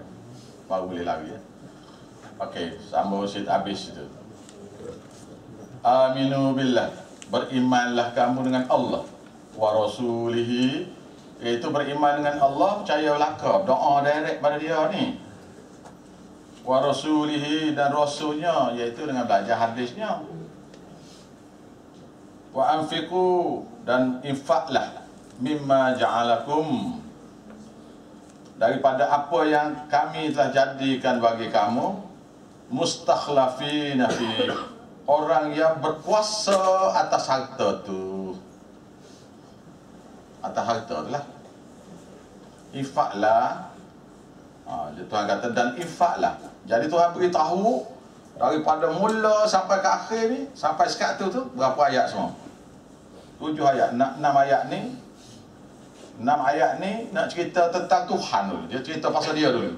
Lepas tu dia kata, aminu billah, berimanlah kamu pada Allah wa rasulihi, dan rasulnya, wa anfiqu, dan infaklah, mimma ja'alakum mustakhlafina fi, daripada apa yang kami jadikan, daripada apa yang Allah Ta'ala jadikan untuk kamu berkuasa terhadap harta itu. So infak duit yang mana duit kita punya lah. Tak boleh lah awak nak tolong infak duit orang ni. Duit tu saya pegang, tak apalah saya tolong infak untuk dia. Tak boleh, awak kena ada kuasa satu. Kecuali dia beri wakil kuasa, tak apalah. Dia suruh tolong awak ya, kita dia. Tak ada, saya sedekah belaka ni duit dia. Tak. Itu tak boleh lah. Apa yang awak ada, maknanya duit haram tak boleh lah. Awak tembak babi ke apa ke. Ni nak sedekah ni. Duit judi ke apa tak boleh lah kau tu dah. Dia benda yang ada kuasa. Walladzina amanu, maka orang-orang yang beriman minkum, daripada jenis kamu itu, maka orang-orang yang beriman daripada kamu, wa anfaqu lahum, dan mereka menginfakkan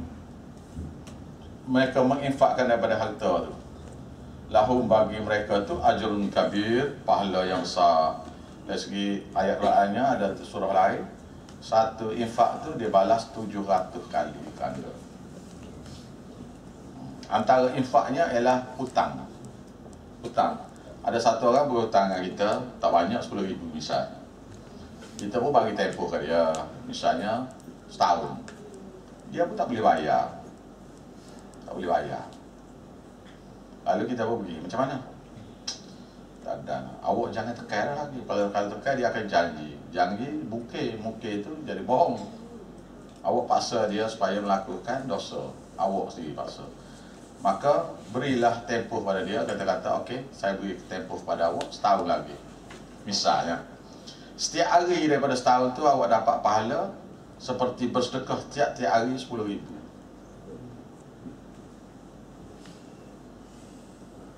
Kenapa nak halal? Tak sudah halal lagi lah. Boleh dapat 10,000 pahala setiap hari. Setiap hari yang kita tangguh daripada ambil. Masuk dapat macam mana? Okey, setahun lagi. Free je boleh pahala. Sedekah 10,000 sehari. Free je boleh. Bila dia mati tu kita berkata, okey, kita halal. Habislah. Nah? Ustaz, kalau kita mengumumkan Ustaz, apa? Mengunguk. Habis. Bukan mengunguk saja, itu mengunguk. Menyakitkan hati. Juga batal ya biar. Menyakitkan hati. Menyakitkan hati. 10 tahun lepas pada infak tu, kita pun buat satu perkara. Jadi kita oleh kerana dia ni berhutang dengan kita 10,000 misalnya. Jadi kita tu buat menyebabkan dia tu jadi sakit hati lah, jangan macam mana. Mana kita macam-macam kita buat kepada dia kerana nak suruh dia sakit hati tu. Buat sakit hati tu, pahala infak tu batal juga. Surah Baqarah. Surah Baqarah. Baik, sambung lagi. Wa ma lakum, kenapalah kamu ni? Tuan tanya. La tu'minu billah, kamu tidak nak beriman dengan Allah dengan berkeluar infak ni. Pasal ayat ni ayat infak kan? Ayat Al-Baqarah tu infak. Mengapalah kamu tak nak beriman dengan Allah? Mana tak percaya lah ni, tak percaya dengan Allah dengan beri infak. Wa rasulu, dan rasulnya yad'ukum, mengajak kamu, menyeru kamu, litu'minu, supaya kamu beriman bi rabbikum, terhadap Tuhan kamu. Wa qad akhadha mitsaqakum, dan sesungguhnya dia telah mengambil pada kamu perjanjian. Apa dia? Mengucap tu kalimah syahadat tu lah, perjanjian tu. Ramai ni kalau awak tanya mereka, kita ada berjanji tak dengan Tuhan? Kita tanya pokok ahli bid'ah. Cuba tanya dia. Kita ada berjanji tak dengan Allah Taala? Dia akan dia termenung sikit. Tak ada. Tak ada. Betul ke awak tak ada berjanji dengan Tuhan ni? Dia mendengar. Tak ada. Saya tahu, saya berjanji. Dia tak tahu mengucap dua kalimah syahadah tu berjanji dengan Allah. Janji nak taat tu, janji tak nak tawasul tu. Jangan nak ikut ajaran Nabi tu. Bermakna buat bid'ah ni maknanya langgar janji. Maknanya putus separuh daripada kalimah syahadah. Allahu Akbar. Macam manalah. Tak faham ni macam mana. Jadi Tuhan kata fa'anna tu'fakun. Macam mana mereka boleh terpesong ni, tak faham juga ni. Macam mana ni? Wa ma lakum, maka mengapalah kamu tak beriman dengan Allah dengan beri infak. Wa rasulu, dan rasulnya, rasul tu yad'ukum, menyeru kamu supaya infak, litu'minu bi rabbikum wa qad akhadha mitsaqakum, dan Allah Taala, dan sesungguhnya kamu telah dia telah mengambil perjanjian kamu tu. In kuntum mu'minin, sekiranya kamu ni beriman, infaklah. Berhentilah buat syirik bid'ah ni, berhenti saja. Kita nak beritahu syirik bid'ah ni, tujuan nak beritahunya satu perkara je. Berhenti je lah. Dah tahu dah kita salah kan. Degil itulah kufurnya. Degil tu kufur dah lah. Syirik ni saya ulang balik lah. Murtad ni kita tahu, kita keluar Islam, kita tahu. Contohnya kita kata Tuhan tak ada, murtad. Tak percaya Nabi Muhammad, murtad. Tak percaya Quran, murtad lah. Syirik ni ialah perkara yang murtad tapi dia tak tahu dia buat. Itu dipanggil syirik. Cahnya tak serupa. Serupa je. Bid'ah langgar perjanjian kita dengan Rasul. Kita berjanji dengan siapa? Kita berjanji dengan Allah. Janji dengan apa? Nak ikut Rasul. Ikut kena? Ikut. Cuma kita kena ikut juga lah Tok Guru. Jadi kita ikut Rasul dan kita ikut Tok Guru. Maka kena mengucap dua kalimah syahadah tu, kena kata gini. Asyhadu an la ilaha illallah wa asyhadu anna Muhammadan ma'a Tok Guru Rasulullah. Bersama Tok Guru sebagai Rasul Allah. Kena kata gitu. Baru betul. Bukan?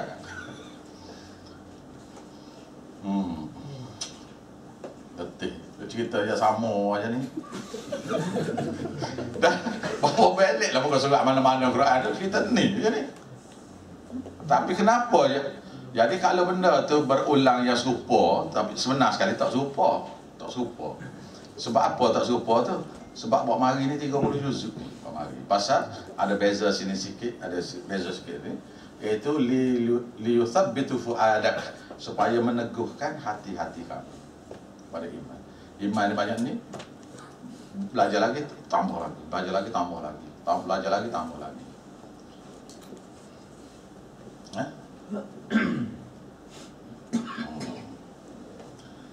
Huwallazi yunazzilu ala abdihi, dialah yang menurunkan ke atas hambanya, iaitu Nabi Muhammad sini, ayatim, iaitu ayat-ayat. ayat-ayat Quran bayyinatin yang jelas nyata. Yang jelas nyata. Tapi kita bila belajar ni pasal orang yang tak belajar pasal tak jelas ayat Quran. Pasal apa tak jelas ni? Pasal tak belajar je. Ha? Surah Fussilat tu Fussilat ayatuhu, iaitu diperjelaskan sejelas-jelasnya ayat-ayatnya. Walaqad yassarnal Qur'ana lidzikri, dan sesungguhnya Allah Ta'ala telah mempermudahkan Quran itu untuk dipelajari. Fahal min muddakir, maka tidak ada siapakah di antara kamu yang sudi nak belajar. Beriman dah, belajar dah lagi. Bermakna macam-macam. Sorry to say ni, dengar ni. Sorry to say ni. Iaitu percaya dah. Katanya Abu Talib, aku percaya kamu ni Muhammad ni, kamu Rasul Allah, Quran daripada Allah, agama kamu benar. Tapi kita mesti buat percaya Quran, percaya tak belajar. Tapi lah. Apa yang menyebabkan kita tak nak beriman ni dengan belajar tu? Letih lah kalau tekan sikit ayat tu, kita tekan sikit kan, masuk grade, masuk kelas yang keempat kan. Dan ni kelas 1 tu, ni masuk kelas, awak mari sikit ayat-ayat daripada kelas 4 kan. bukan form 4 dah, darjah 4. Darjah 4. Ambil ayat daripada darjah 4 tu, tekan sikit kan. Keluar tu mana dia? Orang yang tak nak belajar, percaya tak Quran ni? Percaya. Percaya pada Allah? Percaya. Percaya pada Rasul? Percaya. Dia tak belajar ni? Yalah, betul dah, tapi tapi tu tak. Tapi tu. Aduh, tak banyak ayat lain ni.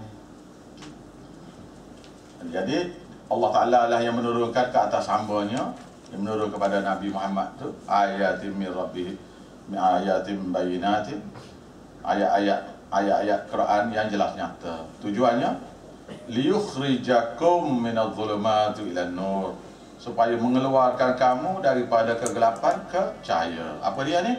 Apa maksud ni ayat ni? Gelap kepada cerah ni apa dia? Daripada mengeluarkan kepada kamu daripada segala jenis syirik pada Allah. Bermakna ustaz mana-mana yang mengajar, sama ada yang mengajar tafsir Quran atau hadis Nabi, mesti beritahu tentang syirik ni, supaya manusia boleh cabut daripada hati dia syiriknya dia telah buat, bid'ah-bid'ah ya dia telah buat, kepada ila nur, kepada cahaya iman.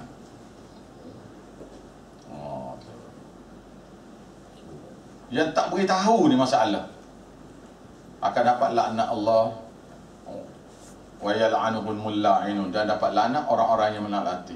Antaranya saya cakap terang-terang, saya laknatlah ustaz-ustaz yang tak beritahu wahyu ni, beritahu tentang tauhid syirik kepada Allah.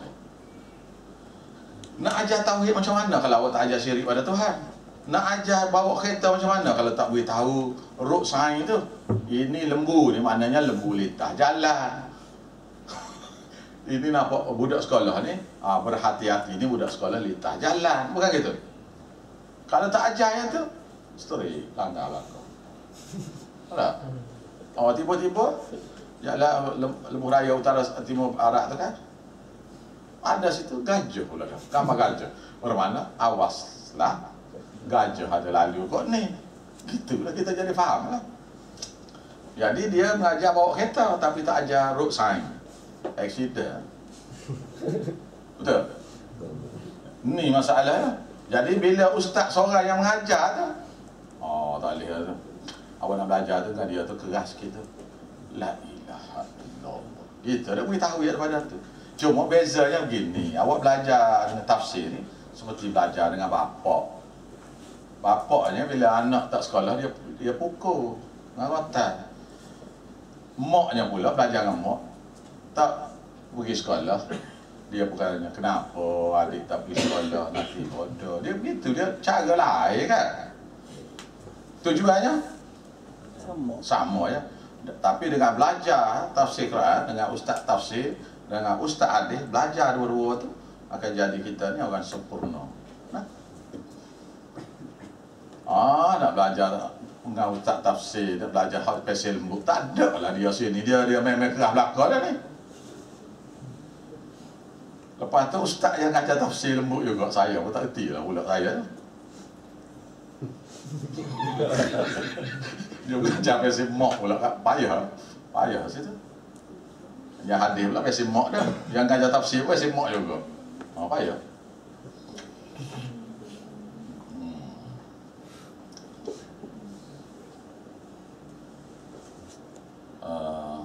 Wa inna Allah bikum la ra'ufur rahim. Sesungguhnya Allah Ta'ala terhadap kamu semua tu sangat penyantun dia, sangat lemah lembut dia, rahim, sangat kesian belas, maknanya sayang sangat kepada makhluk dia. Allah Ta'ala ni kalau boleh tak nak sarang pun masuk neraka, kalau boleh. Tapi manusia tu saja melayakkan diri dia masuk neraka. Tatkala dibuat syurga, lalu Tuhan kata, Jibril, kamu pergi tengok syurga tu macam mana? Pergi tengok syurga. Dia kata tak ada siapa dah Tuhan, semua nak masuk syurga belaka. Semua nak masuk syurga belaka. Lepas tu bubuh syarat-syarat syurga. Tak ada seorang pun boleh masuk syurga. Buat pula neraka. Bila dia buat neraka tu pula, suruh Jibril pergi tengok neraka tu macam mana. Lalu bila Jibril balik mari jumpa Allah, lalu Allah tanya, macam mana neraka tu? Tak ada siapa nak masuk lah dalam neraka ni. Pasal azab yang berat. Kemudian Tuhan bubuh batas-batas dia. Baru pergi tengok sekali lagi. Dia pun pergi tengok tu neraka tu. Lalu balik jumpa Allah. Lalu Tuhan tanya, macam mana neraka? Macam mana keadaan?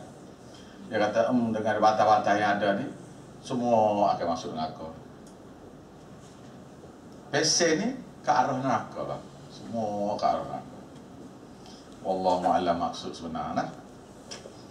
Wa ma lakum, mengapalah kamu ini alla tunfiqu fi sabilillah. Mengapa kamu tidak nak infak kepada jalan Allah? Jalan Allah ada banyak lah.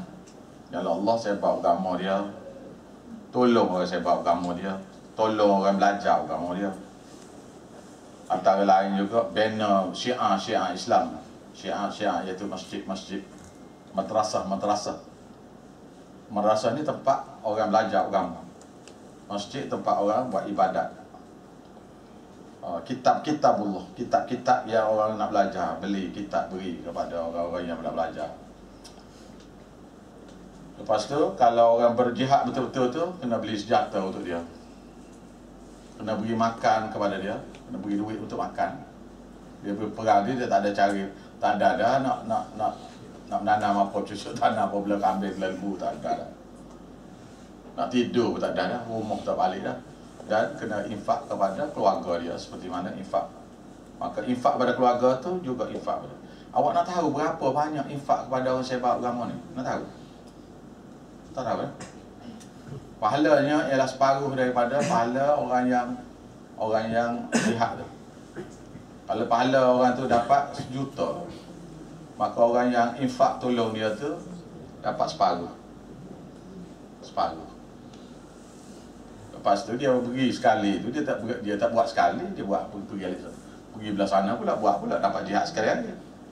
Jadi dia tu dapat 2 jihad, awaknya dapat 1 jihad, awak tu rumah ya. Infak tolong. Antara tolongnya ialah daripada hadis Nabi SAW, satu orang nak pergi jihad, dianya sampai lewat, orang tu dah pergi dah. Lalu dia bersedekah kepada keluarga orang yang pergi jihad. Nabi kata, serupa pergi jihad, serupa tolong dia juga. Pergi makan kat anak bini dia.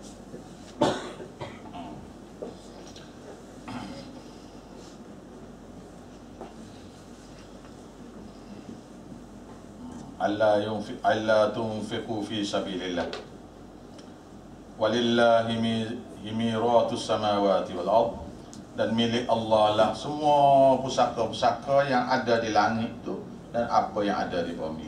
Bermaknanya bila kita sudah mati itu, duit harta kita tu akan jadi milik Allah balik dah. Infak ni ialah harta awak senang. Infak harta yang simpan akan dihurai dah ni. Dihurai dah. La yastawi minkum, tidaklah sama di antara kamu, man anfaqa, orang yang infak min qablil fattah, sebelum daripada Fatah Mekah, wa qatal, dan orang yang berperang, berjihad perang, jihad sabilillah perang. Mana infak kepada agama yang baru tengah naik itu pahala lebih besar daripada agama yang sudah established, sudah maju. Sekarang ni dengan bid'ah dan syirik ni dibuat berleluasa, mana infak musim ni dah pahala yang paling besar. Apabila ahli sunnah sudah memerintah negeri ni, misalnya negara ni, infak awak tu tidak akan jadi sama dengan infak orang yang infak sebelum Fatah Malaysia. Fatah Mekah ni mana? Sebelum penaklukan Mekah. Sebelum penaklukan Mekah ni orang sikit. Selepas penaklukan Mekah, masa penaklukan Mekah, masa perang Perjanjian Hudaibiyah. Perjanjian Hudaibiyah tu 1,500 orang ataupun 1,400. Ada satu hari 1,400 atau satu hari 1,500 orang saja umat Islam yang lelaki. Masa Fatah Mekah tu ada lebih kurang 2-3 ribu. Lepas Fatah Mekah tu, manusia masuk Islam berduyun-duyun, maka umat Islam jadi lebih kurang 20 ribu dalam masa setahun. 20 ribu. Masa Fatah Mekah tu, lepas Fatah Mekah tu perang Hunain. 20 ribu ni berperang lawan musyrikin Mekah 4 ribu, kalah perang. Sehinggalah wahyu tu, nanti kita belajar surah Afar dengan Taubah ni nah. Jadi infak sebelum Fatah Mekah, masa Nabi tengah duk susah tu, masa infak tu lah pahala paling besar. Selepas penaklukan Mekah, orang sudah berduyun-duyun masuk Islam dah. Maka infak tu bukan tak boleh pahala, boleh pahala, tapi nilai infak tu rendah berbanding dengan infak sebelum. Waqatal, dan berjihad sebelum Fatah Mekah itu juga lebih besar daripada berjihad selepas Fatah Mekah. Maknanya orang yang mati sebelum penaklukan Mekah dengan berjihad tu, iaitu lebih kurang 100 kali, 780 kali jihad tu, Nabi berserta sekali pada. Mana orang-orang yang mati di antara tu berperang masa tu pahala tu lebih daripada orang yang berperang, berjihad fi sabilillah perang ni selepas penaklukan Mekah. Dan selepas penaklukan Mekah tu pahala syurga dah. Sampai sekarang ni siapa-siapa mati syahid tu pahala syurga dah. Orang yang kena tikam tu, darah dia tak dah jatuh ke bumi tu, dosa semua sekali terhapus. Memancut darah tu jatuh ke bumi. Sebelum jatuh ke bumi tu, pahala dosa dia semua sekali terhapus. Mati tu terus masuk syurga. Enjoy tu sambil tunggu kiamat. Ulaika, orang-orang yang sifat seperti ini, a'zamu darajatan minal ladzina anfiqu min ba'du wa qatalu. Orang-orang yang sifat seperti ini ialah mereka itu lebih tinggi derajat daripada orang-orang yang infak selepas penaklukan Mekah, wa qatalu, dan orang-orang yang berjihad, mati jihad, berperang, berjihad sabilillah selepas penaklukan Mekah tu pahala dia kurang sikit daripada orang yang ya Allah ya Tuhan kami, jadilah kami segala infak kami sekarang ini seperti infak sahabat-sahabat Nabi sebelum Fatah Mekah. Amin. Kullan, dan masing-masing itu wa'adallah, Allah Ta'ala janji, masing-masing ni Allah Ta'ala janji dah al-husna, iaitu syurga masing-masing, syurga dia. Husna ni syurga, balasan yang baik itu syurga. Wallahu bima ta'amaluna khabir, dan Allah Ta'ala terhadap apa yang kamu telah lakukan itu maha mengetahui dengan teliti. Man dzal ladzi yuqradullaha qardan hasana. Siapakah, Tuhan tanya. Dengar baik-baik nah, dengar baik-baik. Siapakah orang yang mempunyai harta untuk memberi pinjaman kepada Allah? Siapakah orang yang mempunyai harta yang dia nak guna untuk beri pinjaman kepada Allah? Qardan hasana, iaitu satu pinjaman yang sangat baik. Apa dia? Infak kepada jalan Allah. Tu tak ada tali lagi dah. Infak jalan Allah ni beri pinjam kepada Allah. Awak cuba bayangkan orang yang berhutang dengan awak tu ialah Allah Taala sendiri.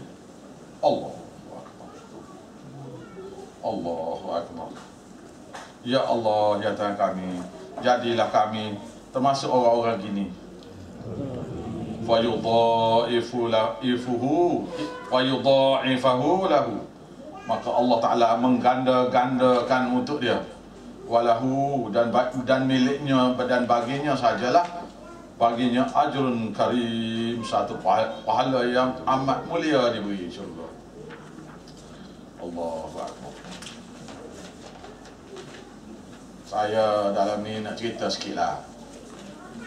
Masa saya mula buat ni, satu orang. Masa saya mula-mula buat ni, satu orang. Tabligh pada satu orang saja. Sedih saya. Kita tabligh tu, orang tu tak nak terima. Lepas tu member-member kita tu, dia tak mari tu, anak murid tunggu belakang dah. Dan saya sendiri pernah tak boleh makan hari. Tapi ingat janji Allah Ta'ala ni, maka kita bagi jugalah. Kalau siapa-siapa yang tidak sanggup untuk berhutang, itu memiliki tadi, ya Tuhan beritahu tadi, memiliki harta. Yang satu lagi, dia tak memiliki harta. Dia berhutang dengan orang supaya dia boleh sebar agama ni. Allahu Akbar. Besarnya pahala. Berhutang untuk sebar agama ni. Dia harta tak ada, maka yang ada ialah berhutang. Kenapa? Kerana malu kepada Allah Ta'ala yang telah memberi kepada dia segala keperluan hidup dia, dan nak balas budi tak boleh, maka dia sanggup berhutang untuk sebar agama Allah. Kita semua ni, kalau boleh sampai satu peringkat di mana kita berhutang supaya kita boleh sebar agama Allah Ta'ala ni, usahakan yang duit dalam poket. Begitulah sahabat-sahabat Nabi. Begitulah orang yang sebar agama ni. Satu orang perawi hadis, cari hadis ni 1000 batu jalan kaki. Nak tanya satu hadis, ya dia sendiri pun tahu hadis tu. Nak tahu sahih ke tidak, sanad dekat ke tidak, nak tahu tu ya. Bukan dia tak tahu hadis tu. 1000 batu pergi. Sahabat-sahabat Nabi, ada satu hadis Nabi SAW, mari satu rombongan, tak ramai tu, 8 orang gitulah lebih kurang. Mari jumpa Nabi, kaki ayam, baju compang-camping. Tak ada apa benda di tangan dia kecuali baju di tubuh dia yang tu compang-camping tu. Lalu datang jumpa Nabi SAW. Lalu dia berkata, ya Rasulullah, saya nak jihad di jalan Allah. Nabi tengok tu, terpegun Nabi. Ni kaki ayam ni mari ni, nak berjalan kaki, nak pergi perang ni, tangan kosong, baju compang-camping. Lalu Nabi bangun atas mimbar, lalu buat syarah berkaitan dengan infak. Lalu lah orang pun berilah infak. Bila sudah beri infak, Nabi tengok tu, infak tu tengok gitu lah, orang letak kain. Lalu Nabi syarah lagi, tahulah kami bahawasanya duit tak cukup. Lalu kami balik pergi cabut subang, cabut rantai bini-bini kami dan beri kepada orang nak jihad sabilillah. Allah, sahabat Nabi. Yang kita je, sahabat-sahabat Nabi ni kita hina, kita tak kenal pun dia. Kita hanya tahu sahabat apa. Yang kelima, siapa dia? Muawiyah aja tahu. Lagi? Tak tahu dah. Allahu Akbar. Lemah kita lemah. Lemah benar. Nah. Jadi ni mereka-mereka ni. Ada satu lagi, Nabi apabila sudah dia ada lebih kurang 80 hingga 120 orang setiap masa yang datang daripada seluruh penduduk datang ke Masjid Nabawi untuk belajar dengan Nabi agama Islam. Dia masuk Islam dah, belajar. Dan biasanya mereka duduk dengan Nabi ni 2 minggu. 2 minggu lah. Lepas tu Nabi suruh balik lah. Dalam masa 2 minggu ni, coffee house tak ada ni, restoran tak ada ni. Lalu sahabat Nabi, bila sudah semaya maghrib, Nabi kata, siapa nak ambil mereka ni bawa balik ke rumah? Siapa nak ambil 10 orang ni? Maka adalah yang sanggup ambil 10. Lepas tu lama yang 10 tu tak ada dah. Siapa nak ambil 5? Ambil 5 pula. Lepas tu siapa nak ambil 2? Ada lagi. Siapa nak ambil 1? Ambil 1. Tak ada dah. Lalu seorang sahabat kata, ya Rasulullah, kami tak mampu nak beri makan untuk dia. Tak bagi makan. Sebab keluarga kami ni tak cukup. Tak cukup dah. Tetapi kalau kongsi dengan seorang sahabat lain, kongsi makanan daripada rumah orang ni dengan rumah kita, bolehlah kita beri makan seorang. Dan mereka ni mau balik. Last sekali Nabi berkata, Bilal, tulis aja lah makanan ni. Nabi Bilal pun kata okey. Harta tak ada dah ni, dalam harta khazanah negara kosong dah ni. Bila tak sanggup nak beritahu Nabi bahawasanya harta tak ada dah nak beri makan kepada orang ni. Lalu bila pergi berhutang dengan Yahudi. Yahudi pula pakak. Bila lain kali bila kalau kamu nak berhutang, marilah tak ada hal lah. Jadi bila tiap malam Nabi kata, bila macam mana? Okey, pergi berhutang duit Yahudi je nak perakapnya, nak ambil sampai satu masa di mana Bilal ni tak mungkin lagi akan bayar duit ni, maka dia nak buat Bilal ni hamba abdi. Hari-hari ni accumulate ni hutang ni tambah sehinggalah satu hari Yahudi itu claim, aku nak kamu bayar hari ni Bilal, kalau tidak kamu jadi hamba abdi aku. Bila dengar hamba abdi dia keluar daripada hamba abdi dia nak jadi hamba abdi pula. Allah, awak cuba bayarlah. Mungkinlah bagi Bilal tu gunung jatuh atas kepala dah ni. Tak diberitahu Nabi tu masalah dia. Masalah dia ni ialah tolong Nabi untuk tolong orang ni makan ya. Dan dia berhutang atas nama dia. Dan dia akan jadi hamba abdi ni. Lalu berita tu Tuhan wahyu kepada Jibril. Jibril beritahu kepada Nabi. Kejap tu ada satu orang mari, 1 ekor unta penuh muatan. Lalu Nabi panggil Bilal, mari. Nabi tahu dah kes Bilal ni. Jibril beritahu. Lalu ni ambil unta ni, kamu jual lah barang dengan unta-untanya sekali, kamu bayarlah hutang kamu. Bilal tu mau pegang. Itulah. Lebih kurang gitulah. Zalikumullah. Itulah dia Allah. Rabbi, Rabb saya. Wa rabbukum, Rabb awak semua. Fa'buduhu, sembahlah dia saja. Hadza siratul mustaqim. Ni jalan betul. Wallahu a'lam. Bismillahirrahmanirrahim. Rabbana taqabbal minna wansurna innaka antas samiul alim. Wahai Tuhan kami, bantu terimalah usaha kami belajar ini. Bantulah kami faham agama yang kami belajar ini. Innaka antas sami', sesungguhnya kamu Tuhan Maha mendengar segala kekeliruan dalam hati kami, dan ajarlah kepada kami supaya membetulkannya. Innaka antas sami'ul alim, dan Tuhan kamu ni Maha mengetahui untuk memberi apa yang patut bagi kami. Rabbana la tuzigh qulubana, wahai Tuhan kami, janganlah kamu pesongkan hati kami ba'da idh hadaitana, selepas kamu beri hidayah kami. Wa hab lana min ladunka rahmatan wa hayyi lana min amrina rasyada. Amin. Kita sambung 2 minggu lagi lah ayat ni, InsyaAllah. InsyaAllah lepas balik daripada Sarawak.